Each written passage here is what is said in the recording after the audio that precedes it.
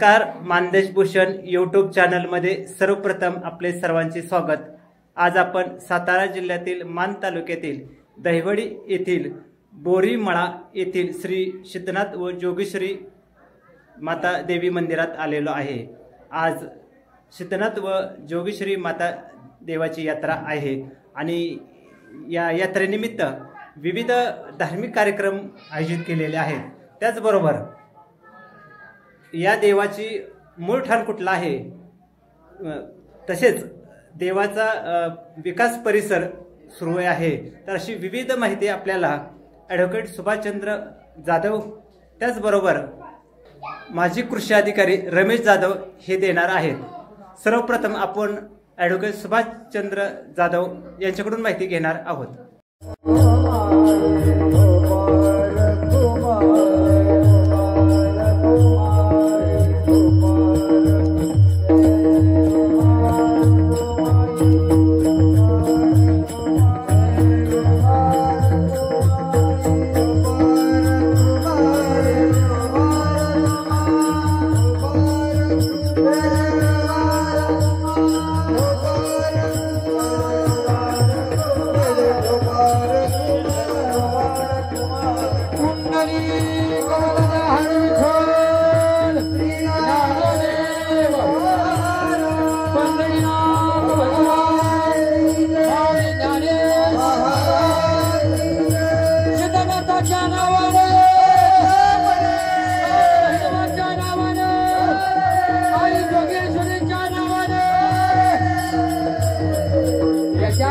कंठामध्ये कंठ सदगतीत होत नाही, डोळ्यात पाणी येत नाही, असा अंगावर शहारे उभे राहत नाही, त्याला समजायचं नाही भक्त। आता माझ्या बरोबर चला, तुम्हाला मूर्तीला हात लावून माझ्या अंगावर शहारे उभे राहिले का? मूर्तीमध्ये एवढी ताकद आहे। स्वयंभू मूर्तीमध्ये कसं असतं, ज्या ठिकाणी खरंच जागेला पवित्र असतं ना, त्या जागेवरती एवढं मोठं अन्नदान होतं, त्या जागेवरती नामस्कीर्तन होतं, त्या जागेवरती एवढ्या गोष्टी घडू शकतात। हे सगळं घडवण्याच्या पाठीमागे देवाची आघात ताकद। कधी कोण विचार सुधीत करू शकणार नाही की इथं एवढा मोठा समाजी, इथं एवढं मोठं अन्नदान होईल, इथं एवढं मोठं नामस्मरण होईल, ही ताकद भगवंताची। त्यामुळे आपण सगळ्यांनी एक जुटीनं प्रयत्न करा। ही सगळी जाधव वस्ती आहेत ना, सगळ्या 7 जाधव वस्ती आहेत आणि हे सगळी तुमची एकी आहे। आल्यानंतर लक्षात येतं एकीचं बळ काय असतं, फार मोठी एकीचं बळ असतं। एकटा माणूस असल्यानंतर काहीच करू शकत नाही, पण त्याला दुहेरी जुगड असेल ना, तर त्याला पराभव कोण करू शकत नाही। रामायणामध्ये चला, रामायणात तुम्हाला गोष्ट सांगतो। रावणात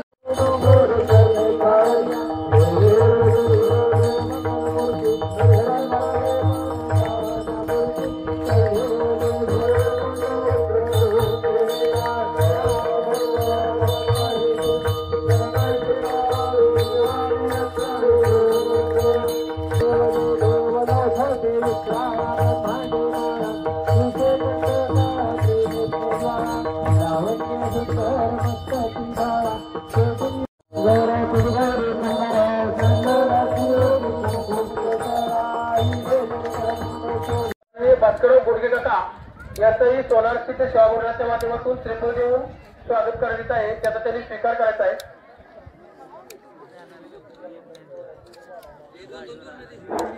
वाढवणारा सूचना आहे, आपल्याला जेवढं केलं तेवढंच वाढत पूर्ण करून घ्या आणि ज्यांना अजून वाढत झालं नाही तिकडे तुम्ही सध्या सुरुवातच करू नका। ज्यांना जे सुरुवात केली त्यांना साहेब, मानदेश भूषण यूट्यूब चॅनल मध्ये तुमचं सर्वप्रथम स्वागत।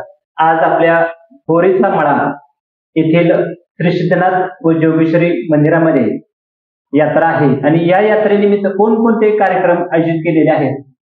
धन्यवाद। सकाळी 9 ते 10 वाजेपर्यंत विधियुक्त पूजा आणि अभिषेक आहे। त्याच्यानंतर 10 ते 12:30 पर्यंत हबप श्री धीरज महाराज यांचे कीर्तन आहे। त्याच्यानंतर 12:15 ते 12:40 गुलाल खोबरे फूल याची उधळण आहे आणि त्याच्यानंतर 12:40 ते 3 वाजेपर्यंत महाप्रसाद आहे। साहेब, श्री सिद्धनाथ जोगेश्वरीचं मूळ ठाण कुठलं आहे? मूळ ठाण सोनारी, तालुका परांडा, जिल्हा उस्मानाबाद येथील आहे। ते जाधव समाजाचे कुलदैवत आहे। तुमच्याकडं हा देव कसा आला इकडे दहिवडीकडे?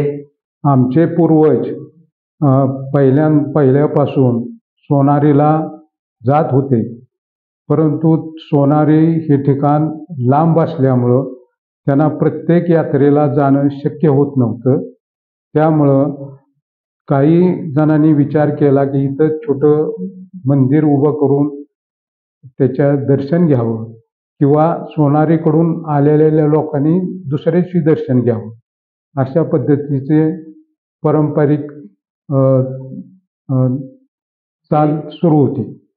साहेब, आपल्या श्री सिद्धनाथ व जोगेश्वरी माता देवाची यात्रा आहे, पण केव्हा भरती ही यात्रा किंवा केव्हा हा भंडाऱ्याचा कार्यक्रम तुमचा होतो? दहिवडीची यात्रा झाली की दुसऱ्या दिवशी आम्ही भंडाऱ्याचा कार्यक्रम ठेवतो. हा भंडाऱ्याचा कार्यक्रम केव्हापासून तुम्ही साजरा करताय? 2012 साली प्राणप्रतिष्ठा केली आणि त्याच्यानंतर भंडाऱ्याचा कार्यक्रम सुरू केला. आता तुम्ही जी माहिती दिलेली आहे भंडाऱ्याची वगैरे, पण आता मंदिर पूर्वीसारखंच लहान आहे का मोठं आहे? म्हणजे कसं पद्धतीने बांधकाम केलेलं आहे तुम्ही? पूर्वी छोटं मंदिर होतं, त्याच्यानंतर नारायण डोंगडे आणि सर्व आमची जाधव समाजाची सर्व भावकी यांनी एकत्र येऊन मोठं मंदिराची स्थापना केलेली आहे. भविष्यामध्ये मंदिर परिसराचा विकास तुम्ही करणार आहात का? होय, विठ्ठल जाधव यांनी जागा दिलेली आहे, त्याच्याबद्दल यात्रा कमिटीचे नियोजन चालू आहे. साहेब, एक सांगा की आता तुम्ही सलग 12 वर्ष हा कार्यक्रम साजरा करत आहे भंडाऱ्याचा, तर तुम्हाला काय वेगळं पण दिसून आलं या भंडाऱ्याच्या कार्यक्रमातून? 2 प्रामुख्याने गोष्टी याच्यामधून दिसून आल्या. एक की अन्नदान मोठ्या प्रमाणावर वाढत आहे आणि दुसरं नवीन पिढी जी आहे ती याच्यामध्ये उत्साहानं सहभागी होत आहे आणि त्यामुळं एकामेकाच्या विचाराची देवाणघेवाण होत आहे आणि त्याच्यापासून सामाजिक स्वास्थ्य वाढत आहे. सध्या मंदिराचे बांधकाम हे चांगल्या प्रकारे झालेले आहे, परंतु त्याचा विकास होणं गरजेचं आहे. त्यानुसार आपली जाधव कंपनी आणि मंडळ हे शिखर व सभामंडप ह्या कामाची अत्यंत गरज आहे. त्यानुसार सढळ हाताने सर्वांनी त्या कळसाचे आणि सभामंडपाच्या कामासाठी लागणाऱ्या देणगीसाठी सढळ हाताने मदत करावी असं मी आवाहन करतो.